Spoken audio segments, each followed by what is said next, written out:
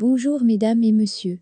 Info aujourd'hui le vrai algérien quotidien 7 jours sur 7 jours, 24 heures sur 24 heures. Voir les titres. Merci. Le ministre israélien de la Défense, Benny Gantz, le Maroc ne cache pas son jeu contre l'Algérie.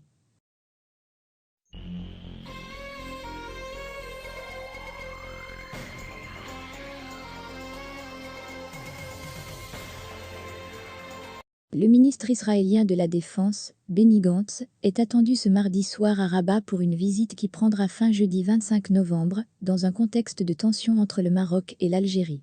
Depuis la normalisation de leurs relations à l'automne 2020, les deux pays ont échangé des visites de haut rang, dont celle du chef de la diplomatie israélienne, qui s'est rendu au Maroc en août dernier. C'est toutefois la première visite d'un ministre de la Défense d'Israël dans le royaume et dans toute la région. Une visite qui donne tout leur sens aux accords de normalisation signés sous l'égide de l'ancien président américain Donald Trump, il y a près d'une année. Depuis décembre 2020, le Maroc et Israël ont multiplié les actions concrètes de coopération dans divers domaines, notamment en ouvrant des lignes aériennes directes entre les deux capitales, et plusieurs annonces d'entraide sécuritaire et militaire ont été faites. Cette visite viendra formaliser cette orientation par la signature d'un accord-cadre qui servira d'assise à la coopération bilatérale en matière de défense. Ce sera peut-être aussi l'occasion de confirmer et de concrétiser les accords annoncés ces dernières semaines par des médias étrangers et portant sur la réalisation d'une usine de drones israéliens au Maroc et l'ouverture d'une base militaire commune sur la Méditerranée, près de l'enclave espagnole de Melilla.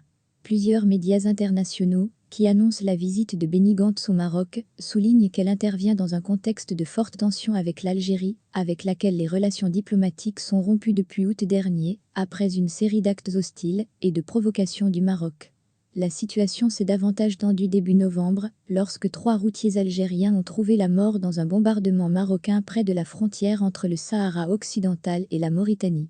La visite survient aussi alors que le Front Polisario s'est retiré de l'accord de cessez-le-feu de 1991 et a repris la lutte armée suite à l'agression des forces d'occupation marocaines de civils sahraouis dans la zone tampon de Guerguera. Lorsque le Maroc a franchi le pas de la normalisation avec Israël à l'automne 2020, il avait obtenu en contrepartie la reconnaissance par les États-Unis de la souveraineté marocaine sur les territoires occupés du Sahara occidental. Mais des observateurs avaient noté qu'il visait aussi à redessiner la carte des équilibres géostratégiques dans la région. Ce que, au Maroc, on ne cherche même plus à cacher. Le journal tel qu'elle écrit par exemple à la veille de la venue de Benny Gantz, qu'elle servira au royaume pour renforcer son hard power dans un contexte régional tendu.